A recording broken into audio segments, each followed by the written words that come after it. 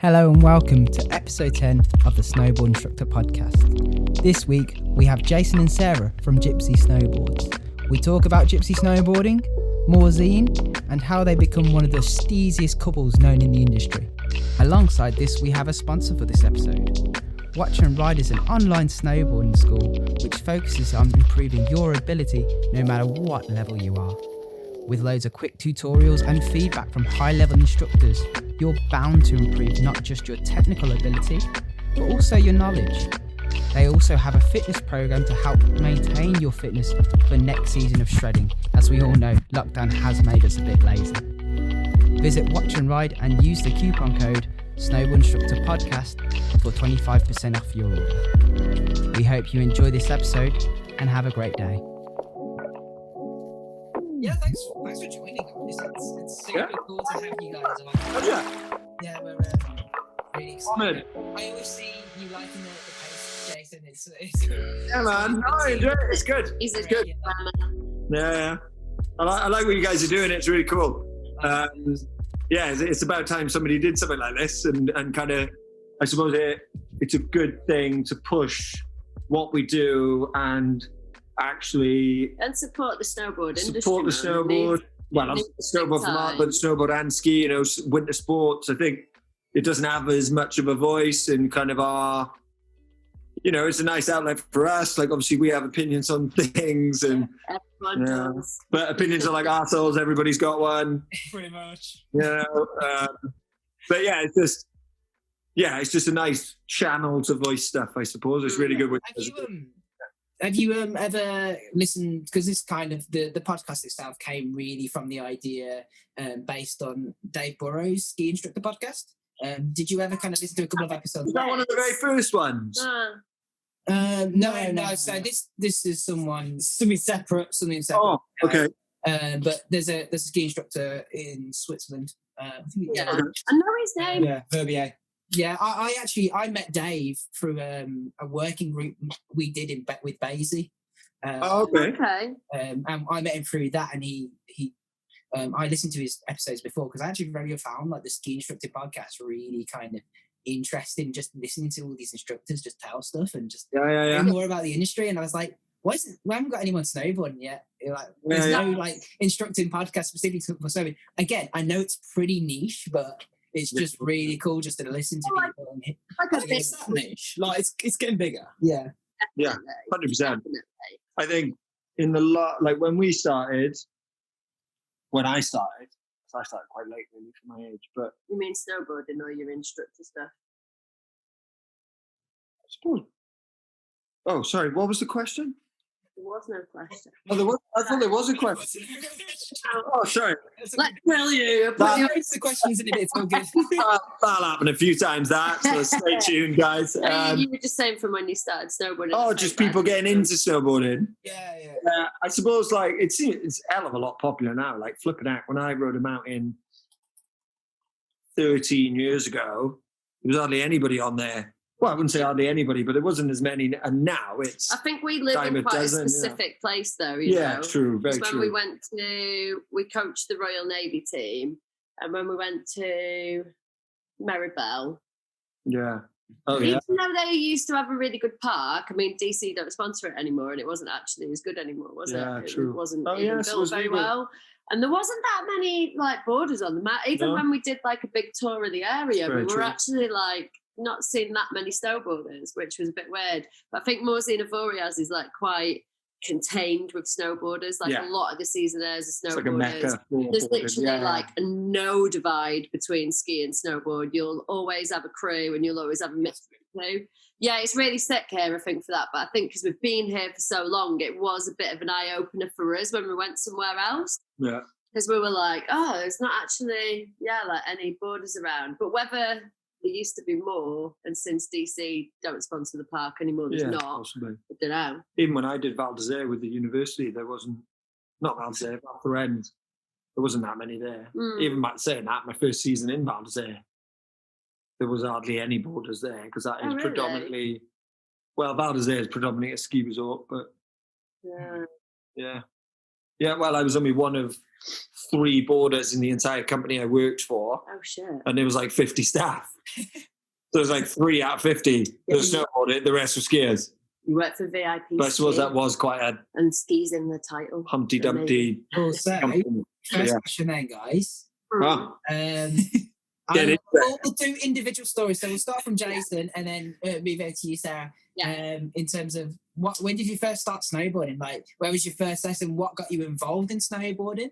And of course, like your first trip as well. So I started, my first trip actually was when I was 19. I went to Andorra and I actually went. Avancel? Or how? The one with Pas de la Casa. Pas de la Casa. Yeah. That's the one. I went to Pas de la Casa for a week. And I actually went with so I did outdoor education in college. And one of the freelance instructors, I just started, because I'm a big climber or used to be a big climber and did loads of outdoor stuff. I started climbing with him on the weekends and, got friends. And then after quite a bit, he was like, oh, I'm going away snowboarding. And one of the guys has dropped out. And I was like, sound, let's go and do that then. And I'd always kind of loved surfing, skating, boarding, but I did a little bit of skating when I was a kid, but nothing much. But I was always drawn to those kind of sports. So as soon as somebody said, let's go snowboarding, I was like, bang, let's go. And like for Christmas, I think I actually went in arms with my parents to just get everything. So like I had a part-time job. I just paid off, they paid off, and I just bought boots, boards, bindings. I think it was a Burton Clash, submissions. Oh. And Yeah. I gave it, had like a cracked window on it, white, I remember it well. I just bought everything. So I was like, I am going to love this. So then I went away, did it, like nuts week, lots of alcohol, lots of riding. It was brilliant. And then, it was amazing. It was a great week. And then I didn't actually do it again until I was 20. When did I meet you? You were 23. I didn't do it again until I was 22 in university. And then I started going to the Dome, which had just opened. Yeah. So then I just started going to the Dome all the time, got involved with, got really close with the guys at Subvert Board Store there, and just ended up working there and all that. That's kind of the beginning, I suppose. And then really that week away in Andorra was a week, and it was a great week. And I did think about it loads after, but then never really had the opportunity again until university. And then in uni, then that was me done. There was a Dome 40 minutes away. First couple of years in uni, I was just a massive partier.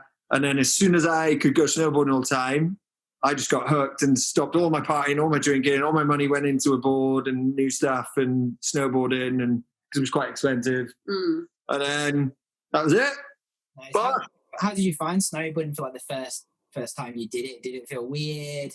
Did you do any like skating beforehand as like a background?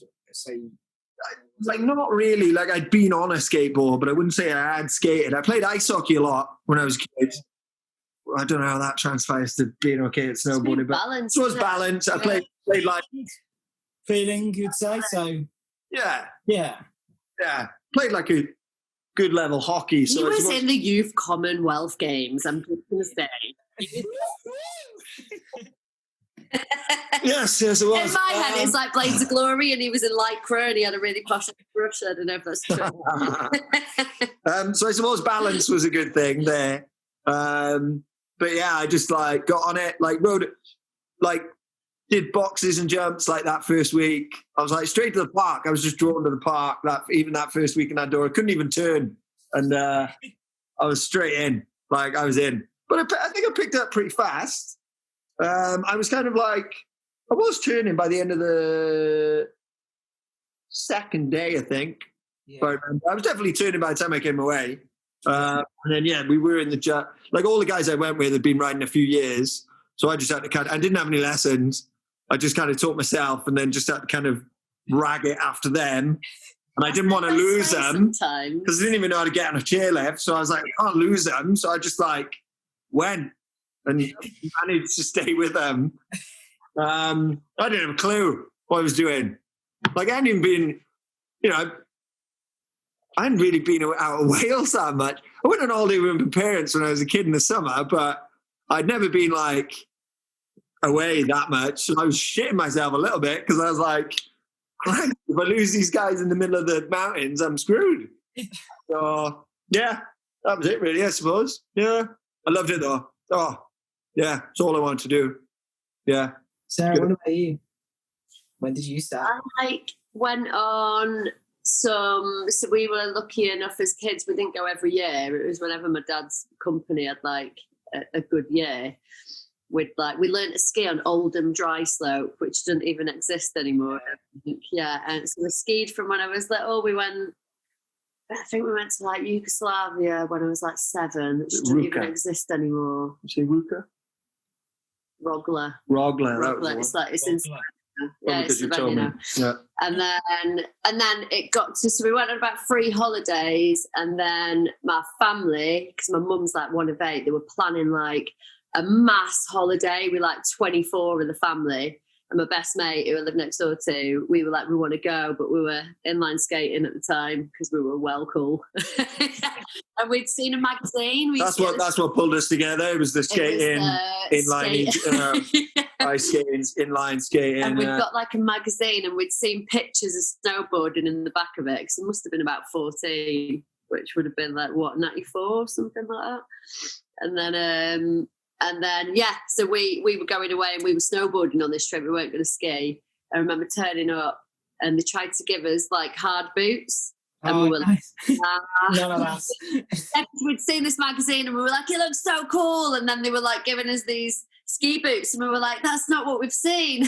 Like, we're like, that's not what the picture was. And then they were like, oh, you mean these ones? And then we had an Italian instructor called Silvio, who was in like hard pack boots teaching us in like soft stuff. We spoke about this the other day. Yeah, because you were like, oh, you remember Silvio? I reckon you had a crush. I reckon you had a crush on Silvio, to be honest. He did. He just went dead fast down a hill and he taught us how to snowboard. And we were like, you're fucking sick. Oh my God. I think you remember your first instructor. Sorry, what? It sounds like a sexy name. Yeah, doesn't it? His name's Silvio, the snowboard instructor with hard boots. Maybe that wasn't the only thing. Oh, you were quite young. Sorry. Yeah. We're 14. Shouldn't say that. Not bad. And scratch that bit. I'm getting a word. I just remember me and Claire like stacking it so much, and like couldn't sit down in the hotel when we got in for dinner because we'd like fallen over so much. And then obviously, by the end of the week we could turn and get down the mountain. And obviously. Yeah, no, I get it. And then the next year we did that again, and then didn't go on a snowboard till, how much older am I than you? 3 years? 4. 3.5 years? 4. I always say 4. So you were 23. I was probably about 26 when Chill Factor opened. Yeah. That was the next time I went on a snowboard. I remember like I'd lost my job and my old boss had become a supervisor for like the rental department. And I rung him up like, oh my God, I've lost my job. Like, I've been sacked. This sucks. And he was like, come here. And then I remember walking in and I was like, oh, Shakey's told me to come here. And they were like, where do you want to work? Guest services or snow crew? And I was like, snow crew. Yeah, I'm not like guest services. That shit. Like, don't we do that? Guest services material. Like, sounds awful. So I was like, no offense to anyone who's just great customer service. I was like, oh, no, I don't want to do that. It doesn't sound as fun. And then I remember someone just going, oh, can you snowboard? I was like, yeah, of course I can. And then didn't have a clue what I was doing. But it was such a good environment. And then I was just like, couldn't believe. I think all those feelings came back from being 13, 14. And such a lot had happened in my life between that age and that age, that all of a sudden I was like, oh my God, I just remembered the feeling of it straight away and was like, I can't believe I've not done that since. I think it's the first passion I ever had in my life, ever. And I was obsessed, like obsessed. I was wearing rental gear, riding a rental board for about the first year. I didn't care. Like, I couldn't afford anything at all. And it took me 2 hours on a bus to get to the Dome. And then I'd literally do my shift. And then I'd ride for because you could ride for free if you weren't there. I'd ride for 6 hours just doing that one run. And when people are like, oh, it's rubbish in the Dome, I was like, I rode for 6 hours a day. This is so sick. That's basically how I got into it. And then I was like, hook, line and sinker, straight in. Yeah. So it's fortunate enough to go as a kid, though, definitely.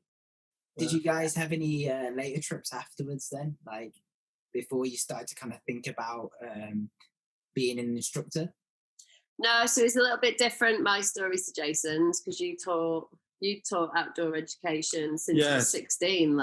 So my background is in outdoor education, so climbing, kayaking, mountaineering, canoeing, rafting, all the outdoor stuff. So coaching and instructing since 17. I worked for a company called PGL, and then I started being a freelancer, and then ended up managing a centre in Manchester for years and all that. And then me and Sarah actually got together. We met at Chill Factor, and Sarah was going through, I think you had your level 2 by then, didn't you? Yeah. Yeah. Sarah had a level 2. We've been together for years, and then blah, blah, blah.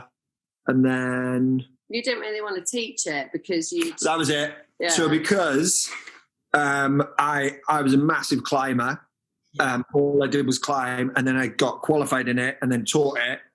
And then because I was teaching it all the time and so tired and I would go in the evenings, it just wasn't the same. So I didn't want that to happen to snowboarding. And because I love snowboarding, I'd say, I loved kayaking, I loved mountains, I loved climbing, I loved all that. But snowboarding really, that was the one. That was the passion for. So I really didn't want the same thing that happened to snowboarding, what happened with climbing. So when Sarah was going through her stuff, I was like, no. And then when Sarah... I had a bit of a break. You had a bit of a break. I think when I worked at the Domes, when Chill Factor first opened, it was Basie Centre of Excellence. Yeah. That is, I don't know, but they paid for you to do courses. So they were basically, I think they needed to get instructors on as well. So back in the day with them, if you passed your course, they'd pay the course fees. If you didn't pass, you had to pay for it yourself. So I sort of fell into it, really. It was just an opportunity that was sort of put on the doorstep. And I was like, I love it. I want to do it 24/7. I've got no other qualification. I've not been to uni. Didn't really do well at school. Go for it. I was like, this could be the one thing I get paid for that feels like free money because you love doing it so much. And then didn't know if I'd like teaching because I'm so impatient. It's ridiculous in real life. I've already stopped his story. Do you know what I mean? Yeah. And then, I thought I might as well do it because they'll pay for it. So I worked really hard, pre-going for the one. There was a really good instructor there called Chloe, and I think she was on the NZ system. She did a bit of training with people who wanted to go for the level 1. So we had a bit of prep work beforehand. And then did that, passed. Then so I was working on snow crewing in rentals and then getting as many teaching hours as I could. And then they said they'd pay for your level 2 if you went and did it. And I was like, sick, might as well go and do that. Did that, love that. And then you hear that, Sarah? I did it in Zermatt. Yeah, pricey. Yeah. I never do in the same place. Yeah. But did you guys enjoy the course though? Yeah. It was just before We've done a hell of a... No, we did enjoy it. Was just before we sort of met, wasn't it?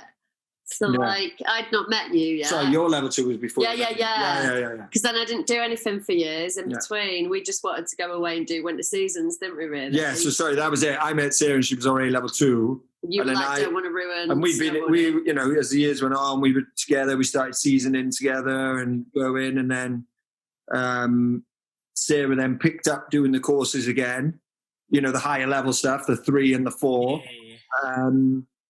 And then I think and obviously we'd been together quite a long time then. So obviously as a couple, we were kind of financially pushing for Sarah to get to her 4. So then you got your 4, and then I was like, how are you working for like 6 hours a day? And you were like, this is shit. I think I might do that. Yeah. I was like doing transfer driving and stuff. And I was like, well, I love riding just as much as you. So why are you getting paid to do it? And, I suppose the penny never dropped. But the thing is, I just wanted to ride for myself and ride. I loved riding park, and I just wanted to get as good as I could in that time. I think we had a good balance where I had my 2 before I did my first season. And then we did loads of seasons, and then it was like, I don't want to be eternal seasoner. Yeah. Do some. If we want to stay here and ride all the time, what is the most efficient path of doing that?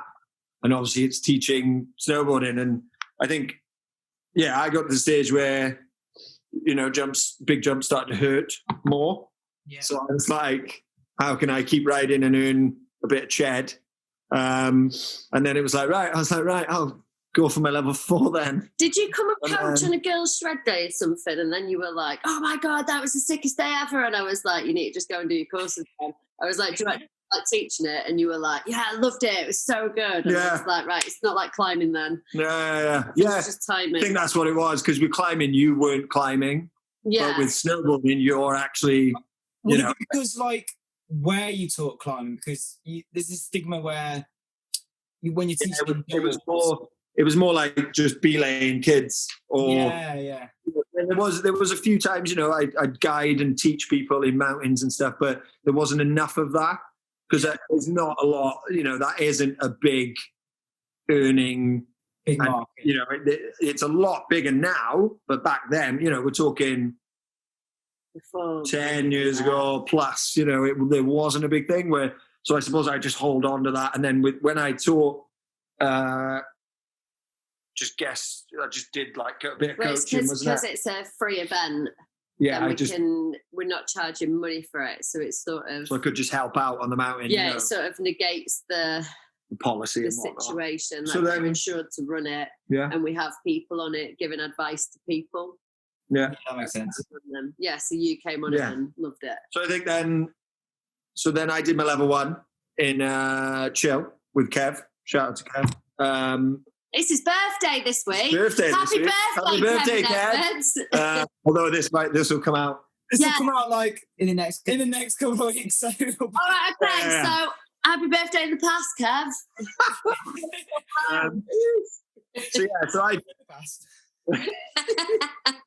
I did my level 1, and I think it wasn't.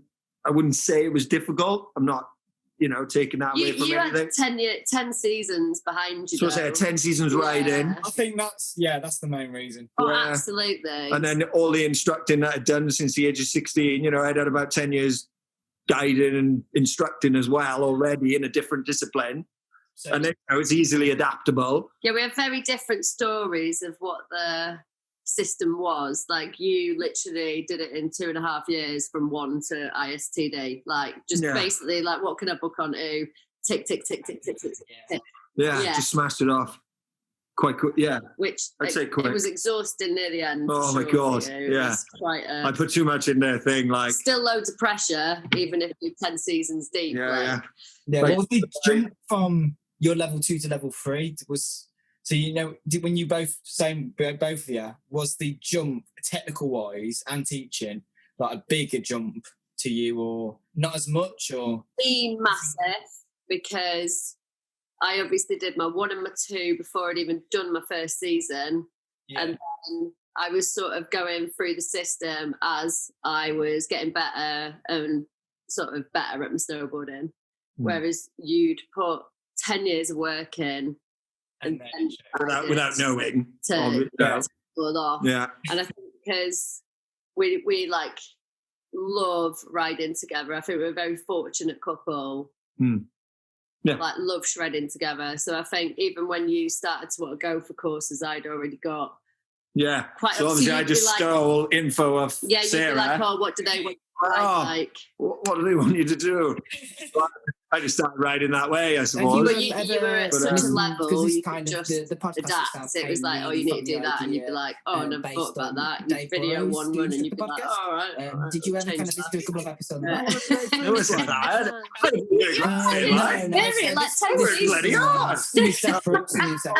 No, I wouldn't. Like my Tech 3, I would say I just really enjoyed it. I wouldn't have said. Yeah, I met Dave. Obviously, this isn't me. A working group we did. I'm not being cocky in any. There's no crap like that. I just. I wouldn't say there was an area of it that I found strenuous. I had to adapt a few things. There was a few times I fell on a certain turn. There was a few times I was like, oh shit, better sort that out. But I wouldn't say it was the most strenuous. I would say the Teach 3 was maybe just a little bit more strenuous because it was a higher level. All the instructing again I had done was obviously in other disciplines. But this was now a really higher level of instructing and teaching in a new discipline to me. So I'd say adapting that. But then I suppose I could pull things out of my previous life or previous coaching to adapt. And then, I got through at the beginning of that course. I was quite stressed. And then just managed to get it together, I suppose, for the two ending thirds of the course. My experience is different again, I attempted it. I failed it the first time and then didn't touch it for like 3 years, level 3. Yeah, you went and the jump from 2 to 3 when you're someone who's sort of, the great thing about the Gypsy system is that you can do your level 1 and you could probably do it with only, like a minimal amount of riding and you can kind of grow with the courses. Do you know what I mean? They're quite designed for that. Progression. But the jump from the 2 to the 3, like I went for it with being in the mindset of not passing because I'd not done any courses for like 3 or 4 years. Yeah. So I didn't really know what bad habits I'd built up from not sort of doing anything. I didn't really know what the level was. So I think I'd already gone into it with like it's all right if I fail kind of attitude because I don't know what they want. It was more like seeing where you were at. Yeah. And then I failed that on just basically a little bit of my stance, really. I was just standing a bit tall, which meant that I couldn't perform well in, You saw that flex and extension out, didn't you? You know what I mean? And told me that on my course. Yeah. And then I got my course notes and I was able to then go away. I didn't touch it. We just went and did 2 seasons. I was like, that cost, because when I did it the first time, it was still a 3-week course. Yeah. This is back in pricey, man. A 3-week holiday in the Alps with a 3-week lift pass. And the course fees. It cost me like $3,500, something like that. And I was like, we're not the sort of people who can afford this. This is ridiculous. So we went away, did a couple of seasons. And then I was like, no, I do want to do it. And I just got the course notes out and was like, right, what do I need to work on? And then I just focused on that for the winter leading up to it. Yeah, you put the time in. Got a few more things boxed off, like the ski level 1 at Chill. Yeah. And then the main thing that I worked on was my head game for me personally, because I'm like a big doubter. So I just basically worked on that mainly, and then that helped massively. Jesus, I would say to anyone who is trying to jump from 2 to 3 or is going to go for the 3 and 4, that your head's got to be right. Yeah. I think, if you have a bad day, you've got to have the ability to switch it back on. Just be like that. That was yesterday, today's today.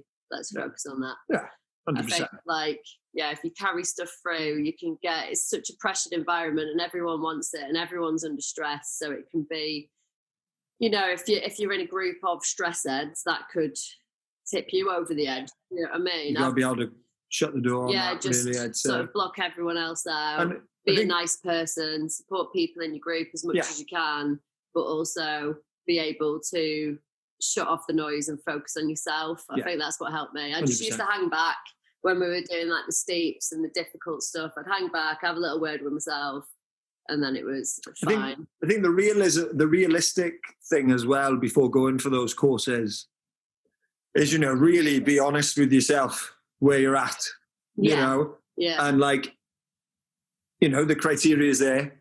The criteria. Just look in the mirror and be like, am I there? Am I not there? There's always those people who, will be like, I am ready, and it might not go well. You know, it might just be a bad time. Bad week. But yeah, just being realistic with, you know, at the end of the day, it's an expensive week or expensive 2 weeks. It's like just be patient, I think, as well, isn't it? You know, it would happen if you put the time in, you know. Plus on top, like with all the tuition and everything, that if you decide to go that end and not just go straight into the exam. Yeah. And you know, all the beers at the end of no, I'm only joking. I'm kidding. But no, like, yeah, I'd say just the realistic factor of like, you know the criteria. Are you there? Are you not? Yeah. Did you guys do any written essays for the levels? What did you guys do? I wrote mine on the lack of female participation in snow sports. Ooh, what was your result? My result was that there was a lack. Wait. I did. Oh, it's so long ago now, and my paper's actually lost because our laptop broke, the one that had it on it, and I'd love it. Shame, really. I'd love it to put it up as a blog for Gypsy now, but I don't even have it anymore. It is a shame. That. I did loads of research on it, even like just doing the old Survey Monkey one and going into the psychology of it and going into school age and stuff like that. Like, I'm a kid of the 80s and I only found a passion in sport. I didn't even think I was sporty, and I think that is mental now. It's just that I was a young, and I had an older brother that was pushed into everything, and I'd be like, I really wanted to be a boxer. Like, I so wanted to be a boxer when I was a kid. And my family was like, you're a girl, it's not going to happen. Yeah, they genuinely said that, and I would have been a great scrapper, massively. Yeah, yeah, she would have. No, but I loved it, and I loved individual sports, but I only know that as an adult now. And at the time when I was growing up, there wasn't really as many opportunities, I don't think. And you weren't pushed into sport. Even having an older brother, he did individual sports. He was a great Manchester athletics champ. He went all over the world running athletics. It was very, just to add, it was very cool seeing Sarah do that. I'd been at university and Sarah hadn't, and to see Sarah go through that process. Obviously, I'd written a degree, so I knew what it entailed, and then it's seeing not Sarah as bad as doing a degree, going, writing a dissertation. And I think that's actually where Sarah's like a real passion for female in snowboarding. Yeah. And you really do see that, Oh, thanks, babe. But yeah, you really do see that. And I think that's actually you obviously had that before, but I'd say that was really the spark of I think you're really focusing on it. Was quite intimidating going on. Like the 2 times I did the level 3 tech, I was one of 2 girls both times in a group of 40. Do you know what I mean? It's like to look around, you're like, and instantly if you're feeling, not as confident, you can be like, oh, you know what I mean? Like what? Like there's nothing to identify with. That was what was quite apparent. And I think a big bit of my paper was that I was always drawn to watching female riding, and I'd get such a buzz off it. And then I could watch, even in the park now, if I watch a lad do something, it's not the same. If I watch a sick girl do a trick, I'm like, oh, what, do that? What, do it now? But I could watch, do you know what I mean? It's just what you identify with. You don't like what you mean? Oh, I hate it. It's horrible. No. No, it's just not the same. It's not the same thing. I get it. It doesn't make it. You get the buzz out of seeing other females, right? Yeah, it's completely logical and understandable. Yeah. It's just classic relatability, isn't it, really? Yeah. Totally. And I know there's been so many studies on it. I love reading about it all. It's like quite eye-opening when you've lived, I think, growing up in a decade that's so different than the ones that are happening now. Like, I think it's completely different, or at least it's changing massively. Yeah, there's definitely a shift. For little girls, yeah, for sure. I think, obviously being with Sarah and being involved with Girls Shred Days and stuff like that, I've definitely adhered more to that, especially now when I teach female riders as well. They really, I'm more obviously with Sarah's views now of that, because I've seen it from that aspect as well. That makes sense. Sorry. That makes sense. And especially with the girls' shred days, the lack of confidence in some female riders. That's what I was going to say. Yeah, it's a shame. It's a real shame because there really are some talented female riders out there. Yeah. And when they are pushed and are put in the right environment, they really, like the last girls' shred day we had before they shut down, it was incredible. We did like a hand plant thing. And I think most of them rocked up and they were like, oh, we could never do that. I was like, well, let's just try it. And then by the end of it, most of them were doing it. It was incredible. It was really good to see. I think there's really a big difference with clients. They a huge difference in the psychology, even through an email, even the start of a conversation. And it's like, what do you want to work on in your lesson? And they're like, oh, I just really want to build confidence. And I don't think I can do this. And I don't think I can do that. And then the probably the lessons with, that's what I love it. That's like some of the best lessons I've had have been with female riders, because I think the lack of confidence to then transpire to what they've achieved by the end of the lesson or by the end of the week is amazing. And, don't get me wrong, I love teaching male riders as well. And I have seen that, that kind of buzz out of them as well. But it just seems like for the lack of confidence in female riders, there's so much more gratitude by the end because of that, if you know what I mean. We need more female instructors, mate. Like, it's mad. Like, people always say to me, like, oh my God, you're like one of a very few females who've got the level 4. And I'm like, yeah, but there's 2 out of 40. Yeah. Like, not that it's not achievable, it's that they're going for it. Sorry. But do you think, like, because it's sort of where we're based and where we're doing the instructing is it's Europe, so therefore it's like old guys skiing, to then transition to snowboarding, this all that culture. But when you compare it to like Japan, we had Jerem on, Andy Jerem. He was saying like it's a 50-50 split between female riders and male riders because they're very new. They've came to the sport recently where they haven't became that progression. They haven't done skiing, so it's all just snowboarding. Which is cool. If you want to hear that snippet, make sure you go and see the last episode. For fuck's sake. I watched it. It's very good, Andy. Very good. Okay. But yeah, I'm trying to get I want to get my girlfriend to like at least do a level 1 snowboarding because fucking sick rider.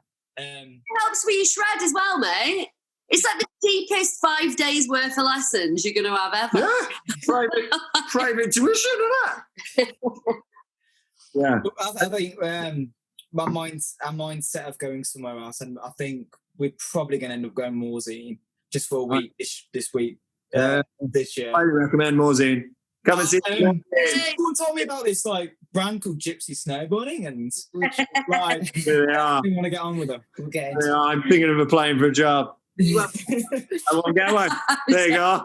Already found out. Job denied. Before we move on to the next segment, then, Jason, what was your written essay? The reason I laugh. I want to hear this because I'm writing my essay halfway through at the moment. You don't want to hear his story. You're gonna... So, I did a degree in outdoor education, outdoor and environmental education, which involved high-end sports coaching. So I didn't have to do one. And finished. Because I wrote a dissertation, a 10,000-word dissertation within my degree. So I just submitted that. Oh, nice. It was, because I don't think it's so much the topic. I think it's a combination of the topic and to do with sport and the ability to write a dissertation. So I'd already done 10,000 words. You didn't have to do a common theory either because they scrapped it by the time. Yeah, I didn't have to do my common theory either because I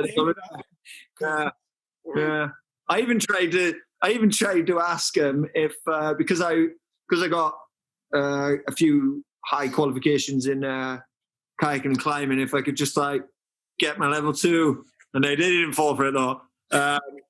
Would have been quite funny. But so I didn't have to do common theory and I didn't have to do my dissertation. But good luck to anyone who's going to write it. Yeah? I'd say if you need to write one, write it definitely about something that you're personally interested in. Yeah. Yeah, mine's to do... So I've just 2 years ago, I did finish my dissertation and I did sound engineering. That's my nice uni course. So I'm doing it on like how helmets affect your sound localization perception. Ooh, when specifically snowboarding. At the moment, I'm just using my old dissertation as a template and then just throwing different words in. And then it's like, my old dissertation's got nothing to do with snow sports. It's got something to do with trumpet battles and shit. But so just replace the word trumpet with snowboard. I don't even nailed it. That's right. So it's kind of nice hearing your guys' perspective with that sort of stuff. Yeah, unique as well, the one you're doing, mate. That'll go down well. Yeah, I still need to look at like what, because Basie somehow have like the archives for like where they hold all their like all the written projects, and I want to kind of see where I can find that. I'll have to email Basie just to quickly have a look. I've asked if they've got a copy of my paper, but they were like, we don't know where it is. I was like, guys, come on. And they definitely don't have mine. Yeah, because they were like, it's fine. Yeah. I hope they don't listen to this and then make me do one. Yeah. Wow, you can't. Got my sticker now, it'll be fine. Cool. Let's move on to Gypsy Snowboarding then. I want to kind of really talk about just quickly, first question on what made you want to move to Morzine to kind of base yourself out of, and then just move on just like the foundation of Gypsy Snowboarding and what was the name for and why did you choose that alongside that? Over to you, my dear. So we came to Morzine way before Gypsy. Like we've been, what season's this here? I don't know. 8? 9. Something like that. 9. So we did a season, we did first season's part, next season we did together. Yeah. Went to Andorra, awful. We got kicked out of our jobs near the end of the season, but we won't go there. That's not a topic we need to talk about, to be honest. That doesn't need to be in at all. Yeah, we had some friends here, so we were like, let's jump on a bus from Andorra and we'll finish up the second season we'd ever done. Yeah, the last month, I think, or we 4 came weeks, here 3 weeks. just because we had a friend here, and then we were just like, oh, it's a sick place, this is nice, people are great, scene looks pretty good, and then we came back. So really, it would have got set up wherever we landed. We'd been, but we'd been fortunate enough to have been here for quite a few years that it was just the sort of natural progression to. I think for you to set up anywhere else would be daft because all the networks and stuff, Yeah, you've already sort of got in with the community and sort of the social scene or whatever. No, everyone was stoked when we started it. And I think I just got the golden ticket, and there was a school I wanted to work for, but I bust my ankle up, didn't I? So it prolonged me doing my racing. Employ someone else. In my eyes, that's what happened. Maybe they didn't really want me, I don't know. And then it was just kind of like, I don't know. It's really weird because I always think like, oh, I can't do all this stuff. And then in my head, it was just like a natural thing to go, oh, right, well, I'll just set my own thing up. Yeah, you didn't work for anybody first. Yeah, so I'd only ever worked for Chill Factor. And then after Chill Factor, just started Gyppo. And that was basically it. Yeah. And then sort of set that up. So I passed got my car, passed the ISTD in the March, and then over that summer just planned, got a logo made, did the old Instagram. It was quite inspiring, really, just to see Sarah set up this business on her own, and just... I think we're quite a fortunate situation, though, where we'd rode in the Dome for years. Yeah. So you were sort of part of that community anyway, and we worked for a snowboard shop. So it was, I felt like... Subvert also. It felt quite easy to get the name out there. Yeah, shout out to Subvert because they've really looked after people. They're massively. Incredible people. They've really done. We wouldn't be where we were today without them. Yeah, Dan and Lorraine, we love you. And then, it was just sort of a natural progression, really, wasn't it? It was cool to see. Inspired me to set up my own business as well, just from seeing Sarah doing it. and seeing not easy, not saying it wasn't easy, No, it's quite stressful because like I joke that like I only work 6 hours a day, but Jay gets paid more than me because I only get paid when I'm on the hill. Sick, isn't it? Yeah. Oh, good. I don't pay myself when I'm in the office, so like really, it's quite hard work. But if you love something and it's your passion project, you got to do it. Yeah, and you can't not do it because in the back of your head you're like, ooh. Winter's like a holiday for me. I just go and teach up a mountain and then come and sit in the house or go to the pub. It's quite good. Summers are different, but winter is definitely cool for me. Like, I really enjoy winter. It's cool. I think we have the balance there with that. And the name sort of came from really struggling with a name and we rode with like a girl crew called the Gym Bomb Gypsies in town, and it was like a sick crew of girls. Like we got to go on a trip with the Reason Mag. Mental. Yeah, it was pretty crazy. Bunch of women. And then trying to go through like names, but not really coming up with anything. And then sort of Gypsy just was sort of a natural progression from that. Yeah. And couldn't really ride with those guys after starting Gypsy because you're doing all the lessons in the day, and then I'm in the house on the laptop doing the marketing. All the. My brother's just had a baby. Has he? Yeah. Congratulations to a Jay! Yeah. What? Yeah. Uncle Run with Scissors. That's what my new name is. Oh, solid, well done. Live baby birth. Live baby birth. It's on a baby. Been waiting for that text for the last 3 hours. My God. Yeah, I'll be getting a beer in another beer in a second. We can have a proper. I got a bottle of water in the fridge, right? Yes, Naga. Sorry, crack on. Oh, it's exciting. Sorry, I didn't mean to interrupt. No, it's fine. Sorry. It's exciting. I'm not going to cry. I'm not going to cry. Keep it together, babes. The Gypsy name sort of it fitted anyway when we were like, oh, it works for us because we've heard the Gym Bomb Gypsy name for ages. Yeah. But will it work for other people? And then we're like, well, the nature of gypsies is that they travel. You know, we love to travel, not even to go and snowboard being UK-based people, but like your courses take you around the world.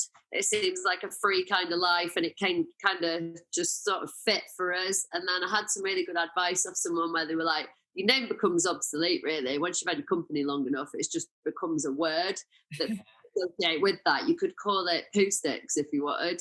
And over time, you will be poo sticks. Be it wouldn't actually be a poo in a stick. That'd be an interesting marketing strategy for that. I could come up with so much stuff for that.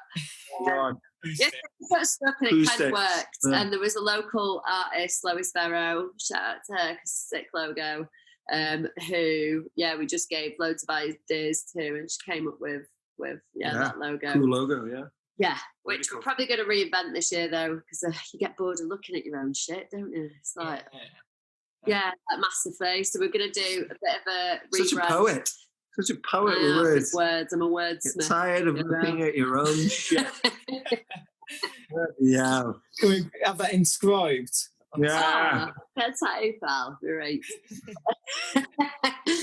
But probably going to get a vamped up new logo going into next winter, which I think is probably pretty good timing after COVID. Yeah, refresh and new and shit. Yeah, we'll never get rid of the old one. I think it'd be just quite cool to every couple of years get a fresh look and keep your old stuff. And that's basically the birth of Jippo. Yeah. And the birth of my niece. I know! But the birth of Jippo was 4 years ago. Sorry, fully brought that back to me then. Sorry. It's all right. Don't worry. Just very excited. It is but I'm fully focused on this. Don't get back. Don't get it. I mean, it's proper weird. See it. I mean, I've known for a couple of months that you two were a thing, but I always used to think you were completely different things. So I didn't know. As in, sorry, it's hard to explain. No, I'm so intrigued. When I first started riding, this was 4 or 5 years ago, I was sort of getting into snowboarding media and that jazz, and then I came across the Burton Stash commentary with you in it, and that's the first time I heard your bloody voice. Yeah. I was like, oh man, this guy's sick. These riders are fucking awesome. Joe Simpson and the commentators proper chilled out. And since then, I'm having this fascination wanting to go to the stash. Yeah, It's so fucking good. So good. It's the best. Like, and then proper powder day is the best place to be. Yeah. Sorry, go on. 2 years after, there was like, my mate told me about Gypsy Snowboarding, and my first reaction was, wait, hold on, you meant the snowboard from Salomon? And they went, no, the Gypsy Snowboarding. I'm guessing you've had that quite a lot with people saying. Yeah. And I was like checking it all out. I was like, oh, these are pretty cool. Saw your name on there, like Jason Rickwood, and just put it together. I was like, sick. And then a couple of weeks ago, Max was going, oh, these guys are coming on the podcast. I was like, fucking no way. That's sick. That actually sick. got a bar. Yeah, we just thought, we'd join forces for the shits and gigs. No, we know we're super fortunate, like to have a partner that you share the same passion with, that you can ride with every day. Yeah. And it's like you've both got your own forte of what you're better at, and it's just complementary. Do you know what I mean? We know we're really grateful for. Yeah, very, very, very grateful for being able to. And we've both said to each other as well, if we ever broke up in the past, it's not going to happen ever. But if we had, we couldn't tolerate someone who couldn't snowboard half bad. Do you know what I mean? Because we wouldn't be asked waiting for him, so it wouldn't work. So we've got to stay together now. Do you know what I mean? Yeah, that's what keeps us together. You guys have to. What's sick though? What I love riding together though is because like one of us is Goofy and the other's Regs, and it's like you hate riding in a big crew because it gets a little bit messy and you can't like predict where someone's going to go, but because we've rode on a mountain forever together. We're both on our hillside, we're fucked. No, but like going down a run, and like you're both scoping out stuff, and I'll definitely know if you see something, I'll be like, oh, he's definitely going to go for that. So there's never... I've nearly hit her a few times, though, to be fair. Yeah, that's part of the fun as well. Do you know what I mean? Yeah. Wait, who's Goofy, who's regular? The what? Big Goofy and Regs. Solid. The majority of people we teach, right? And even in the Gym Bum Gypsies, I'd say there was 2 regular riders out of 5. And the majority of people we teach are Goofy. I don't think Goofy and regular is the right way. I'd say more regular. Yeah. No, absolutely not, because I have to ride switch all the fucking time. I'm literally like, I have to ride switch all the time. I'm What? And then we don't have to ride switch all the time. When I'm teaching it's just when you get to seeing people like learning it, and you're, oh, which way are you going? Which way do you feel is easier, left or right? Goofy, regular. Most time it's Goofy recently. Oh, yeah. Sick. I'm weird. Noticing this, and I think like maybe the human race is evolving. I don't know. Crazy shit going on with COVID. It's mad because I got sent a clip this morning of me teaching last year, a little 4-year-old, and I'm talking to him, and I'm like, he's like, well, which way am I going to go? And I'm like, we'll just keep riding, mate, and we'll just figure out which way you're going to go. I'll send it to you. Oh, that's cool. Here or somewhere, I don't know. Somewhere. I'll point it. Come on. So I'm Goofy. He's regular. Nice. We're twins, and we're both left-handed. So weird. Yeah, oh my gosh. He's right. We're both right-handed. Yeah. He's Goofy. I'm Regs. But I'm right-handed, and I play. You play hockey left. Play ice hockey left-handed. Oh, that's weird. Which is weird. And golf. That's normal. That's right-handed. Yeah, that's normal. Oh yeah, I play golf right-handed, but hockey left-handed. Yeah, it's It's weird. A tricky scenario with me because I'm left forward snowboarding, but then I skateboard right foot. Know so many people like this. You're one of them. But then I do freewheeling as well and do like side flips, for example. That's always right foot forward. So and even when I'm doing like skating, just skating on my snowboard, that's right foot forward. So, and bearing in mind, I have a Solomon 6 stick, so it's directional. You can tell which way it is. Yeah, stick board, right? So it's just weird when people just look at me with weird faces, seeing me skate with my tail instead of my nose. Jerry. I just got the Salomon dance hall. Yeah, sick board, right? And the Huck knife. It's glittery. You love The hook knife's really good. That was my last board before I got the ultimate ride. No. That's what you wrote. I've been the ultimate ride for years. Like, it's such a good board, isn't it? Promo in it. I love Canoe. I love Canoe. Canoe B Pro. Get it. Great. And I was riding rails today up at Chappelle, hiking a rail, and I came off early and dinged. So I've hit you were so sad. So sad. Near enough a brand new board, and I've just dinged the end. It's fine. I'll get somebody in town to fix it. But yeah, it was annoying. You got to let things like that not annoy you. Exactly. It doesn't annoy me at all. Like being chill. Yeah. So let's talk about kind of like the USP of like Gypsy Snowboarding. What do you reckon makes you guys stand out compared to anyone? I get asked this loads. I've got no idea. I don't know. I feel like in my head, all I do with gypsies do what I like to do. Yeah. And reason it sounds, and that's great. And I couldn't put my finger on it, and if I could like give advice on what other people should do, it'd be just do what you believe in. Don't listen to anyone else. Don't look at anyone else, because it can just make you question whether you're doing the right thing, and just do you.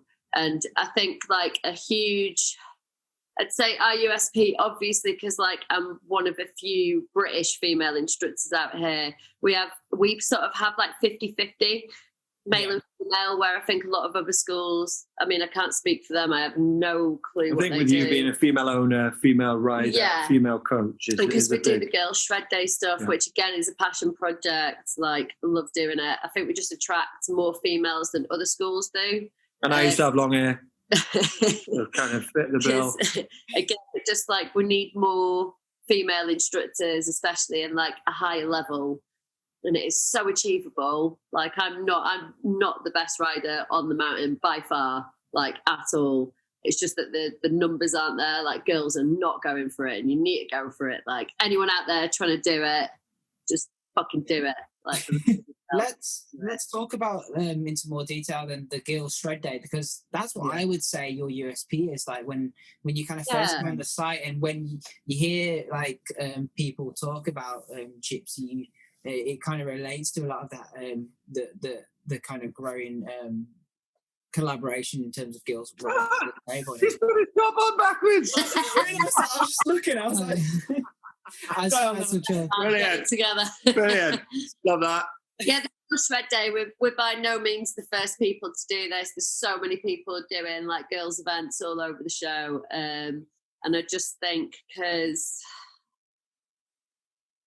Maybe potentially where we are, the fact that we've got a big gob, like we've just managed to get a lot of people involved with it, and we just try and create an environment that girls feel comfortable in, to the point that I really feel like it breaks down barriers within the community. Do you know what I mean? Of female riding, like 100%. Without like loads of people message me beforehand, and they're like, "I don't know if I can come to this. I don't know if I'm at the level for this." And I'm like, "Have you read the advert? Because you need no experience." And even though it says it everywhere, like we want to pop your park cherry. Like you've never been in the park. Like this is the event to come to. We will make it fun for you, safe for you. We'll go through everything with you. And we still get so many chicks messaging in going, "Am I good enough to come?" And like, I think I'm quite obsessed with psychology of stuff. I love it. How stuff works, how people function, to make every single individual comfortable for their own. Yeah, it's all thing. I think the psychology of it is massive. Is really the massive point of it. Yeah. And, I'm obviously biased, Sarah's my wife, but it's really a pleasure to see the passion and heart that Sarah puts into the Girls Shred Days, and the real love that she has for getting girls and then being with those girls on the day. It's really amazing to see. Oh, he usually hates me. I'm joking. I'm taking the piss. No, it is it's incredible to see it, and it's kind of washed off on me as well. I really want to get more females into riding, because you you got to be nice to everybody in this world, I think. Oh, yeah. And we've got no bias. Yeah. Like, whatever your level, whatever you want out of it, like, there's no, like, oh, can you do this? Can you do that? It's not Don't an give a elite, shit. doesn't have to be an elitist sport. It should be available to everybody. Yeah.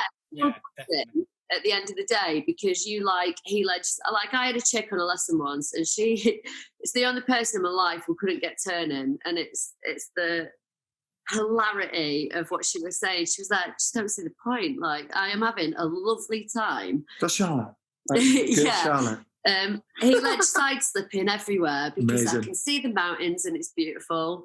And no matter how much I tried to tell her like different ways of doing it, she was like, I don't want to do it. I'm just having a lovely time. Do you know what I mean? Like, whatever you take from it, there's no like, you've got to be this or you've got to look that way or whatever. It's whatever you enjoy in it is completely up to you. And there's no like, oh, because you did a 10, you're buzzing more than someone who's just learned how to straight run. There's no like difference, the buzz, really. and you'll know it from teaching. Like the buzz is the same, and I think keeping that in your head is. I think we're fortunate because we learned quite late. It's quite easy to keep the empathy with people because you weren't born doing it. You've not forgotten what it was like to be a beginner. Like it's still very fresh in our minds, sort of thing, isn't it? Yeah.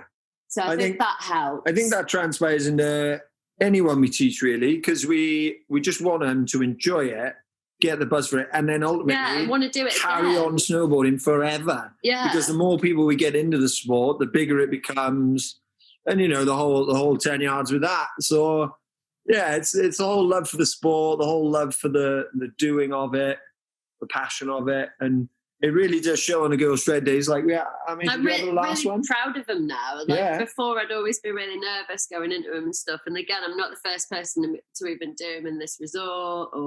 And we support like loads of other girls' shred days as well that go on. Like we've sent some prizes to ones in the UK, some of the dry slopes and stuff like that. And it's not like this is ours and we need to keep it. It's the more people who can do them in all the resorts everywhere, the more chicks who are going to get involved, feel confident.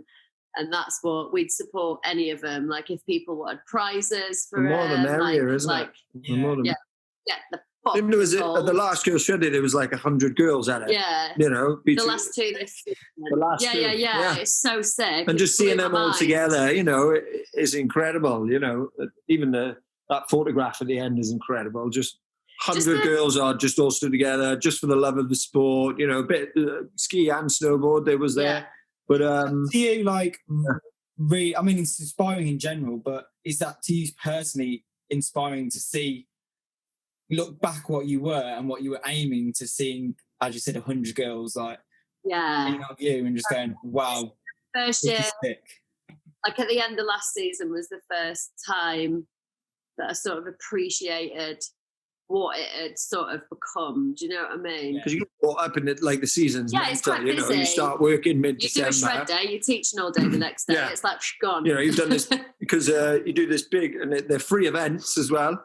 So we take the day off to do it, and you do that, and then you're literally teaching a freestyle course the next day or free ride course the next day. It's just, and you've got to teach every day to get your chips in and all that. So I think you probably don't appreciate it at the time, do you? But now you've done so many, it's maybe looking back. And it is something that we're super proud of, definitely. But we don't do it on our own, We've got a lot of companies in town that it's great being part of a small community that back it as well. They give a lot of prizes, they help push it. Like we work in partnership with Planks, and they would provide like their sponsored riders in resort will come and coach like the ski stuff, because if you ask me, I wouldn't have there's a lot of snowboard people as well who they offer their time for free.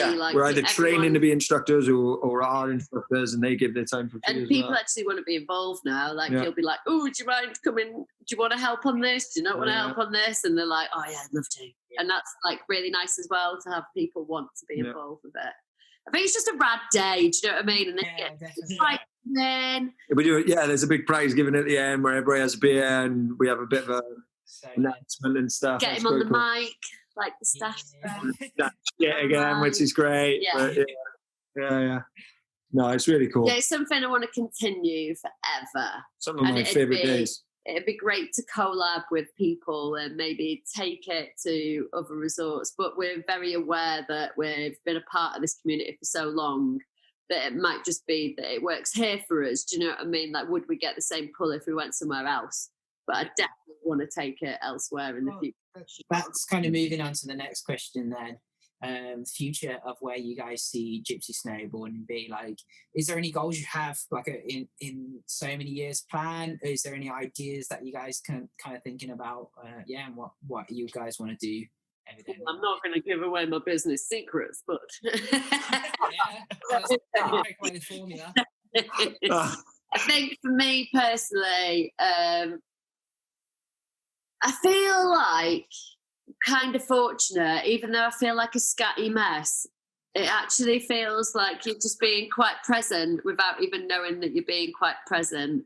But I think I'm getting to a point now that I am like, oh, where do I want this to go? Like, what do I want it to turn into? Yeah. And I think from living through a pandemic as well, that sort of changes your goals. Like, I've never aimed for it to be massive, because I feel like the bigger I grow Gypsy, the less I'm going to be on snow, and it becomes more in the office. And you kind of don't want it to be diluted through. And I'm quite aware that I've got a big gob, and I know it's like I'm not a very confident person in my life, but I am confident that I know I'm a good instructor because I love it, and I put everything I've got into every single person we get through the door.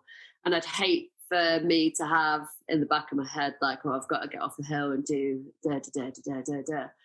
Yeah. So I feel like it's trying to find a happy medium of it being a medium-sized business where it's enough for us to have the lives that we want together as people who are getting older. Number one in life is being happy.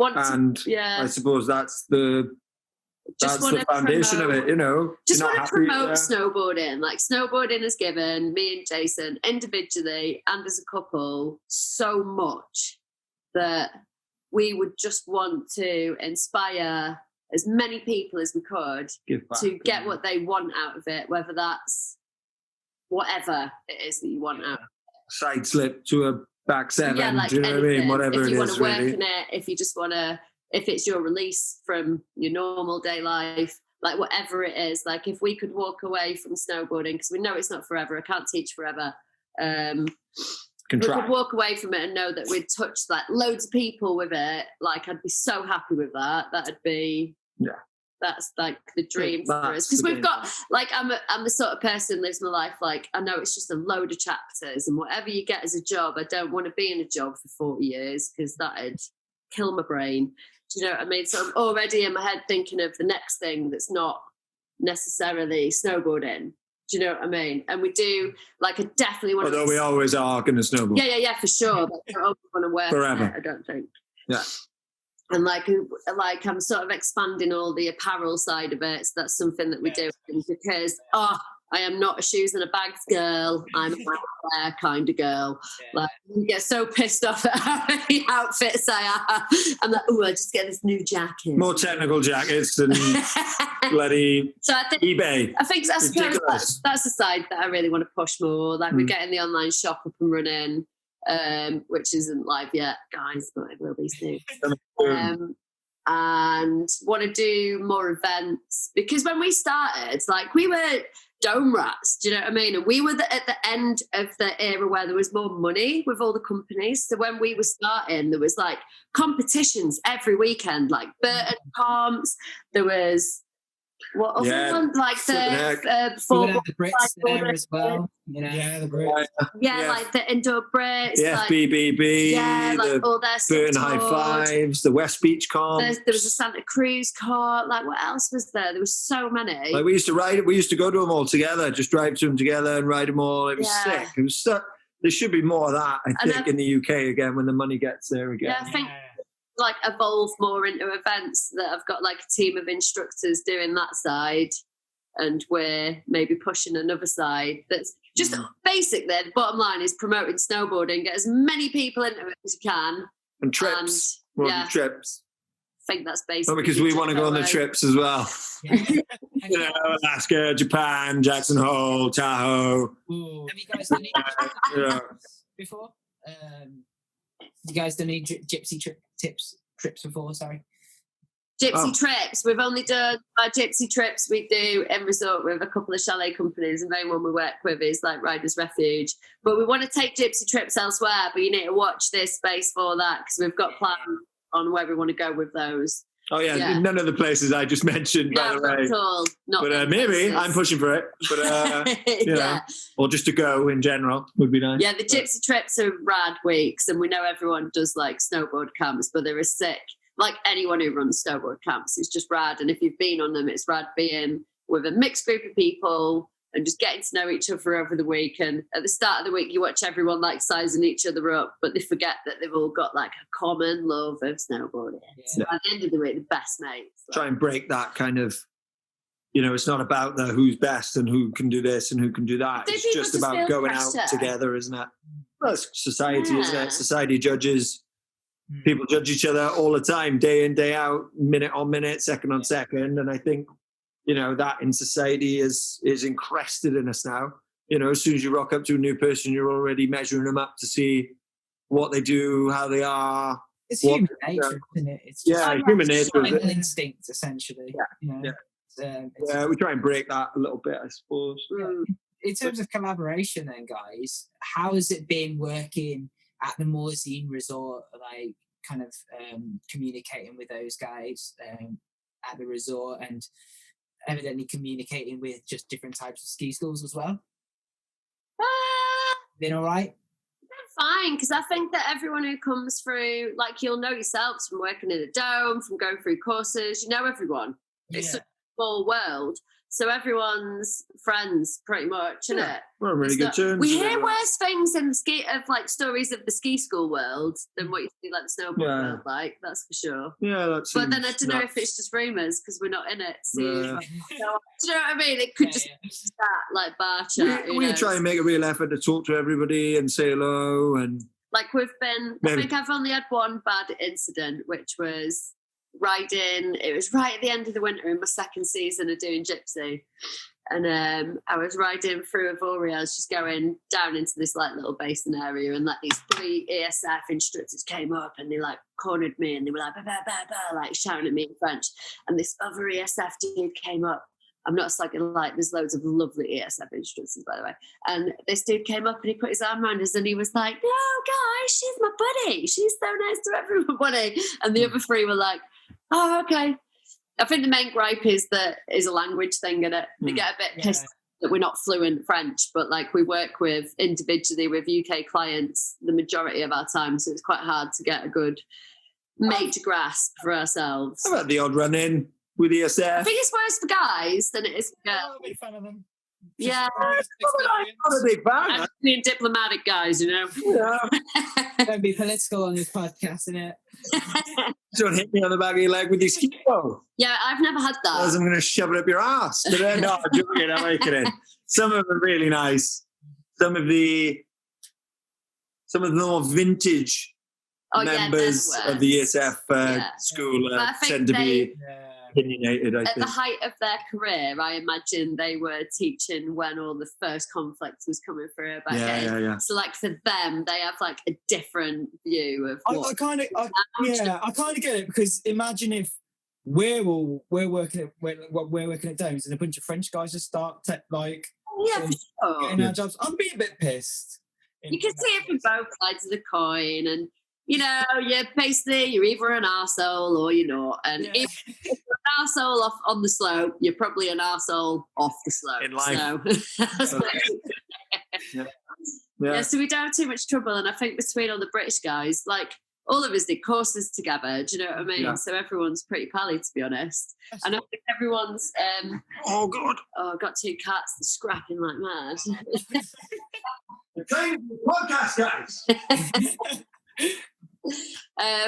Like we all shred together on your days off if you've got days off at the same time. Like we're in, like we were saying before we were maybe recording, I don't know, there's a lot of snowboarders who come to this area, so there's enough work for everyone. Do you know what I mean? You've got 4.5 months where every week you're getting like 250,000 people pushed through a resort. Like I mean, I basically run off the fact that everyone else is full, so they've got nowhere else to go. I'm really on with availability. I don't know if that's true. But yeah, I just feel like there's enough work for everyone, so it doesn't seem that bad. I don't know what other resorts are like. Not too sure. No, most resorts like are just it's sort of the same, like what you're saying. Everyone's like pally towards each other and stuff. Yeah. No one wants to get on each other's nerves and everything. Yeah. It's just more the fact of that, except I'd say it's more ski oriented, but they'll just have like a snowboard section in the sort of ski school or whatever snowboard company that they got in. I think it helps in France that France don't have the whole reason that you see some pretty bad snowboard teaching coming from the French ski schools is that there isn't actually a snowboard system in France. There isn't. There isn't. So like the main thing. So I feel like we sort of slip under the radar because in their mentality, they don't value what we're doing. Although they'll say... It's like a subculture. It's like a sub-discipline. It's like a minor discipline. Yeah. The ultimate discipline of skiing. It's like make-believe to them. Like, you did what in snowboarding? That's imaginary, pal. Do you know what I mean? Like, so I feel like we don't get the same grief as, say, a ski school does. I'm not too sure. Mm. But in saying that, I would say there's a really weird thing where... So if you've got a level 4 in snowboarding, if you've got your ISTD in snowboarding, and your second discipline is skiing, we're not even allowed to split our split board apart and teach people because it's then we're not insured. Because in France, it's class skis then. Yeah, because they don't have a system, so there's nothing to compare it to. Yeah. So we can't even take people on a split board. We can't even teach a ski lesson. Whereas there's a lot of ski schools who can run snowboard lessons because if you have got a ski level 4, you're allowed to teach a second discipline if it's snowboarding.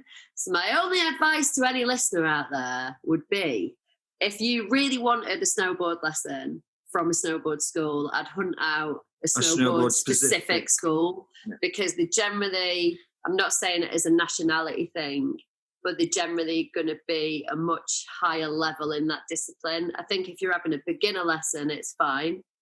But it's more about fairness as well. Yeah, we can't push the snowboard industry, and it's a small industry. We can't take any work from the skiing industry. Yeah, and we fair enough, but it shouldn't be that they can. That they can from us, really. It's fair and equal. And I'm not slanging anyone off. Like, I'm not going there, but you'll probably be paying the same rate as what we're charging people. Yeah, that person, that's not actually their passion or their main discipline. I'm not saying it is that case. You'd pay a level 4 rate. Yeah, and then you'd pay the same rate to a ski school, but you'd get a level 2 or level 1. But not knocking any level 2 snowboarders that work for ski schools. Know what you're paying for. Yeah. We're just paying for. We're just trying to protect our industry the same way. Yeah, ESF trying to protect this. Yeah. Even though that's unfair. If you want a snowboard lesson from a snowboard instructor, someone who's dedicated their time and their money for doing the thing that they love the most, I would hunt out a snowboard specific school. And there is French snowboard specific schools. There's some really cool, there's one really cool one here. And the guys are amazing. Yeah. But for him to get his snowboard school, he had to get to the top level of skiing. So it's how mad is that? It's like a rally car driver having to win the MotoGP to then race in rally driving. Do you know what I mean? It's a bit stupid. It doesn't make sense. It's absolutely it's mad. Yeah, it's crazy. And it's all just to do with them not having a system, which at the minute they're petitioning against. Yeah, there's a movement. Was there a big Save on Snowboard? Save on Snowboarding. Yeah. I think that's an Instagram.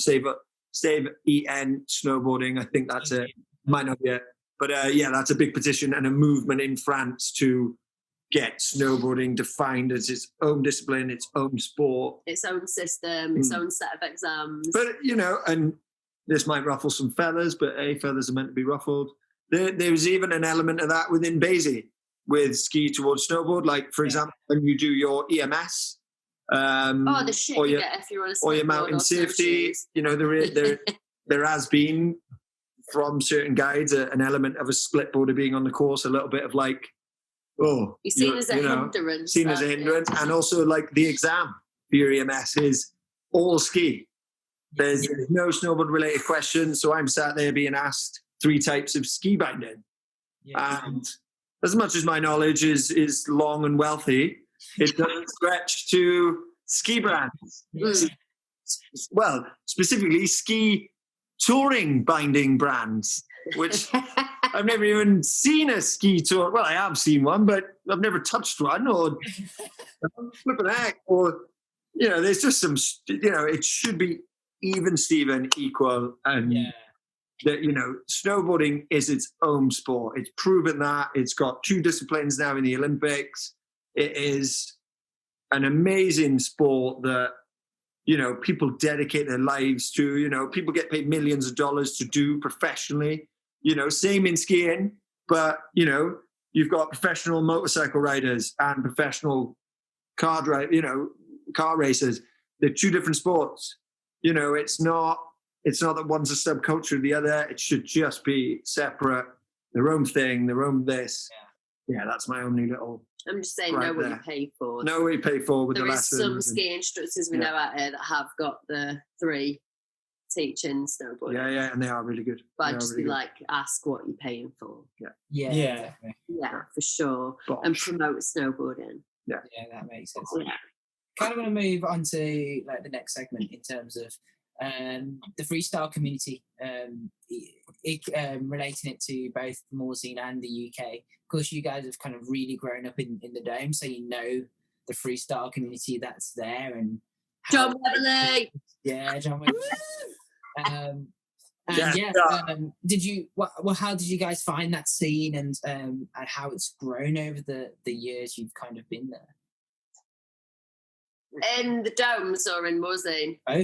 Both. In the Domes. We've been out the Domes for quite a while now, so we wouldn't know. But every time, it's quite nice. It's where we bust our teeth, isn't it? It's where we cut our teeth, I should say. It's where we grew in our passions that we've got to this day. And it was very welcoming.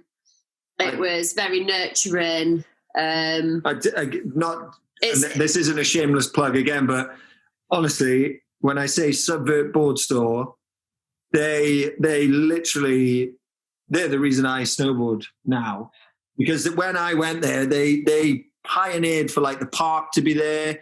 They did skate, the game of skate. Skate on foot, skate. So they did that, prizes every week, and made you want to go there, and then really sucked you into this culture.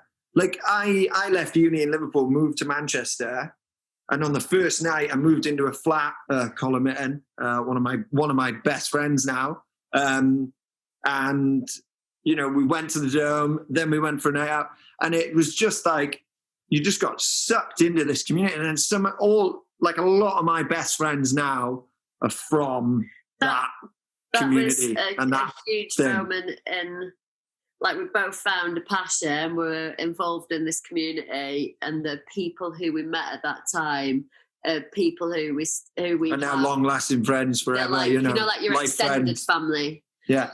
Your chosen family, meeting Gav, a whole list of people. Called, who are just, still in our lives now. Yeah. So, a lot of passion for the UK Domes. They're fucking sick. We owe the UK freestyle scene and the UK, and even the people from the other Domes, all the people in Castleford, the guys in Scotland, the guys in Hemel, Milton Keynes, and Tamworth especially, all those guys. It doesn't matter what Dome you go to, you'll know somebody there, and it is definitely an extended family, and it feels like an amazing community. A huge sort of group of people who are so far away in distance, but you're saying, we'll go to I know you went last summer, I wasn't back last summer, but the summer before, you'll go there and make new friends.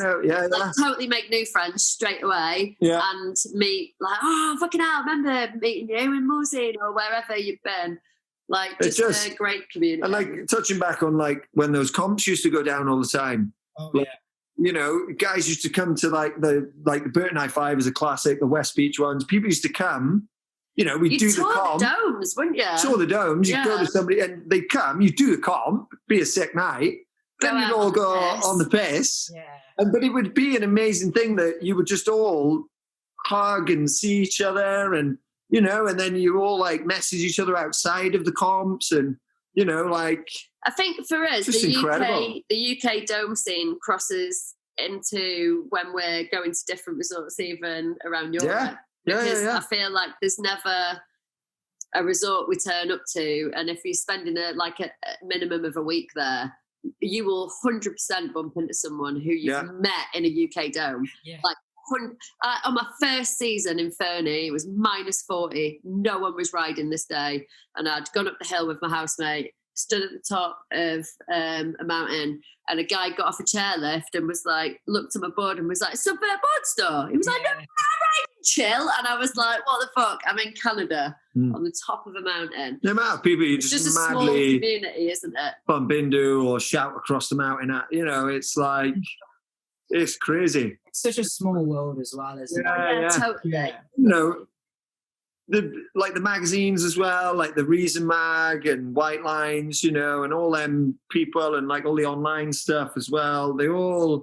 It's all part of a community. You know, when we used to go to the board test at the end of every season, you know, you'd go there and you'd see all these faces that you'd love to see on at these events, and like a big meetup, big friend reunion. It was class. Really, really cool stuff. And like you said, it then transcends into the resorts.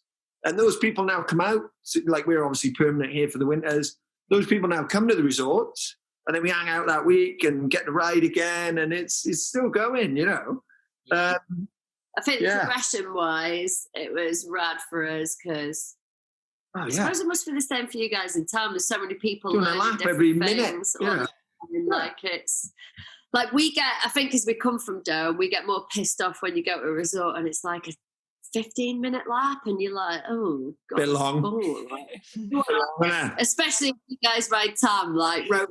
Yeah, just bang, bang, bang, bang. Oh yeah, you can lap one feature like all night. You don't do a full run. You're like, I want to get this on that, and I'm going to do it 75 times in an hour. Yeah, like you can't do that in a resort. Our kind of snowboarding, and this isn't to say, you know, our snowboarding wouldn't be what it is or where it was if we hadn't been at those domes and stuff. Not to say that we're any better or anything, you know, but you know, it's like we owe it all to the domes, you know, and the freestyle stuff, the community and the passion of it.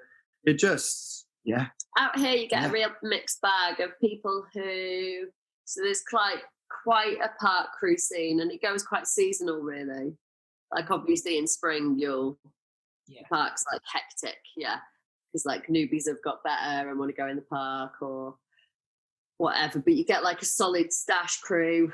You get like people who love the baby park, Chappelle Park. You get people who only like a raw park, and there's like a lot of side hits here. We're really fortunate, so you get people who just love to, I don't know, you get a huge mix, but I think freestyle's all over the mountain here. Yeah, that's good. They're like which all I think over is the the same mountain. in a lot of resorts, isn't it? But Speak for them ones because I'm not there. Yeah, true. I think like we wouldn't have the love we have for snowboarding if it wasn't for the constant lapping, the freestyle element. You know, because just the whole culture of it. There's only so many laps you can do in a dome, top to bottom, without hitting features. It's a natural, I would say, but then if people do like that, they do like that. You know. See, I'm the opposite. I don't really ride the park that much, which I really should do a lot more. I just love just riding like from bottom to top. Oh, sick. Top to bottom. Even though it's like a 20-second run, or less than that, it's just super cool. I feel like I've learned so much just constantly going and riding. Yeah, nice. It's got me up to the standard of where I'm at, and I'm like, you know, I wouldn't be where I am to like how I ride now, and like feel really confident in riding, and like, being able to like just go to a resort and like bang out like those higher levels just because of just constantly riding at the dome. That's a classic example of how different it can be for different people, isn't it? It's incredible, I got an interesting story from my level 2 actually, or not a story, but when I think there was 4 groups when I did my level 2, like, and they'd separated everyone, and we all got put together, and they put all the people who'd rode in a dome together in a group. And at the start of the week, the trainer was like, Oh, they're giving me all the dome riders. Like, you guys know nothing. None of you have been on a mountain. And he had going back just over 10 years, I think. So I think the view might have changed a little bit now. But he was like, it's like they'd all had this chat and they presumed because we all, in our experience, had not been on a mountain and we just rode dome, that they thought we were all going to be a bag of shit. And there was probably one person in our group who failed, and they were literally like, how are you all at that level, never been on a mountain? And we were like, because you're fucking hot lapping. Yeah, because there's never a bad weather day, is there? No, and there's not distractions to people who ride in the dome. You can totally focus on technique without having to think about whether the snow's different, this is happening today, or this is really busy. It's like a constant environment that actually creates fucking awesome teachers, because you get really good at analysing people, because you can literally stand at the bottom and watch everyone riding. It's so easy because it's so contained. And if you're really passionate about it, you have to become creative in your lessons because the environment doesn't change. No. You just naturally sort of think outside the box. I find if you've worked in them, you can see much more in a slope, I think, and people think the opposite. Yeah, it's actually the other way around, I think. And he was really blown away on the two. Definitely, he was like, "What the fuck?" You actually shred. I generally think at least once an instructor should go to a dome or just teach at a dome. Yeah, because for sure. How hectic and how busy it is compared to riding and instructing on a mountain. It's completely opposite. Yeah. And if you can adapt in there and basically, come away alive and not frustrated, then you can pretty much do anything, right? It's I totally agree. So I've never actually properly taught as a member of staff in a dome. No, never. But I've done coaching sessions and a bit of private stuff and the odd lesson here and there. But Sarah literally cut her teeth in the dome. So it's that constant 8 hours a day, 9 hours, more you than do that. 12-hour days, man. Yeah. First starting out. But it's really, but you got 12, say you had 6 2-hour lessons that are all level 1 beginner snowboard lessons. So you do one lesson, you're like, oh, I didn't like that bit. Next lesson, right, I'll change that bit. All right, now I didn't like that bit. Right, next lesson. But at the end of the day, you've probably progressed what would take someone half a season in that one. Yeah. To deliver, because you've just done it on repeat, you can tell with Sarah that she knows because she's done it, and that she knows she's done it enough, and at that fat conveyor belt kind of style that she'll know thing. I'm forever asking oh, this happened today, how would I fix that and stuff, just stuff like that someone who'd only been in that environment would be able to tell you straight away. You know what I mean? Whereas I've been more mountain based and stuff like that. You're the freestyle king, though, innit? King. Coaching wise. Not claiming I'm the king. He's obsessed at watching so much stuff. So you've just broke down stuff over years of watching and being obsessed by it. Do you watch a lot of snowboard stuff? Yeah, every day. You love it. Even on Christmas Day. I'll watch it. Fuck Home Alone. You've got to watch snowboard edits on Christmas Day. I can't remember what the question is now. No, sorry. Fucking ran off with me. No. About the UK scene. UK scene's the tits, and if you want to get into the UK scene, you just got to join the booby trap. Anyone else? Mr. John Wembley. You join the freestyle scene, you can get with that man. He's the most honest snowboarder you will ever meet. He's open to everyone. That guy is pioneering the community thing again, because it died off for a bit, and he is single-handedly bringing it back. And it's incredible. Yeah. Incredible. Really enjoying his Instagram stories. Have you seen his Instagram stories? With the vacuum, yeah. He's off his head. We'll probably speak to him later. He's absolutely nuts. Love him. I can't wait to hear his episode. Oh my God.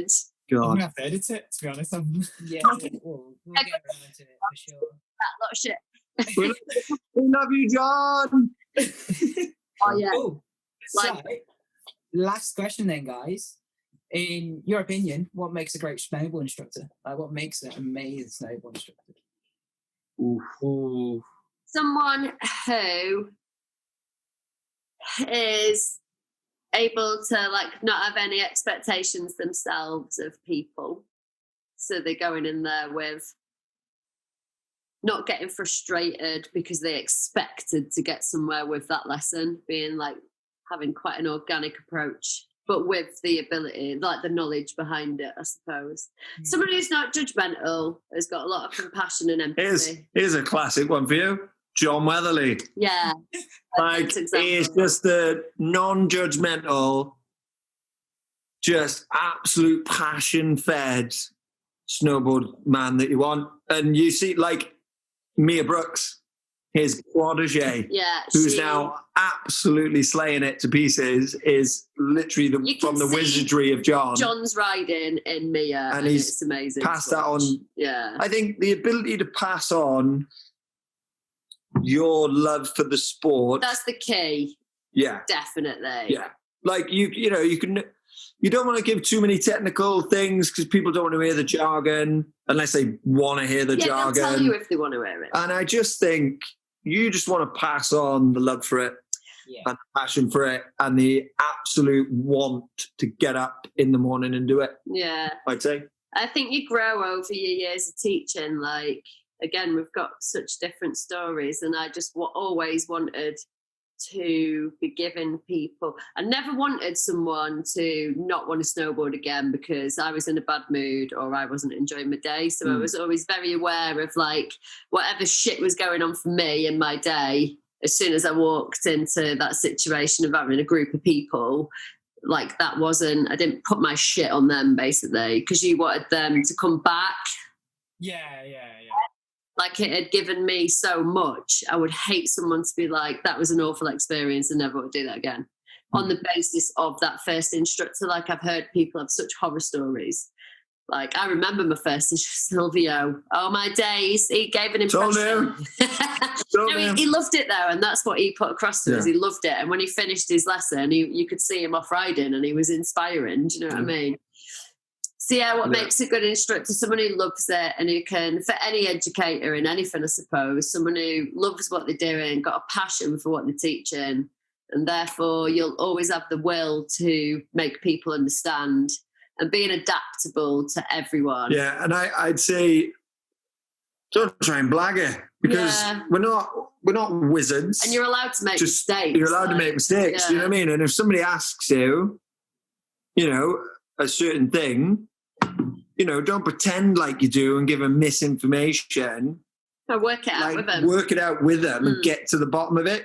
Don't try and you don't have to be this elite, all-seeing aura of, wizard. You're just human at the end of the day, and just don't try and blag it because at the end of the day, you're a human teaching a human. Yeah. And that's it, just work it out slowly and take a breath. If you're getting flustered, as a lot of people might in their exams or when they're in a difficult lesson or when the weather's shit or, just take a breath and just take your time. Yeah.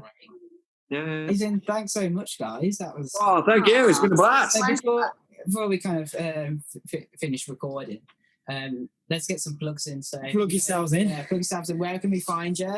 Gypsy Snowboarding. .com.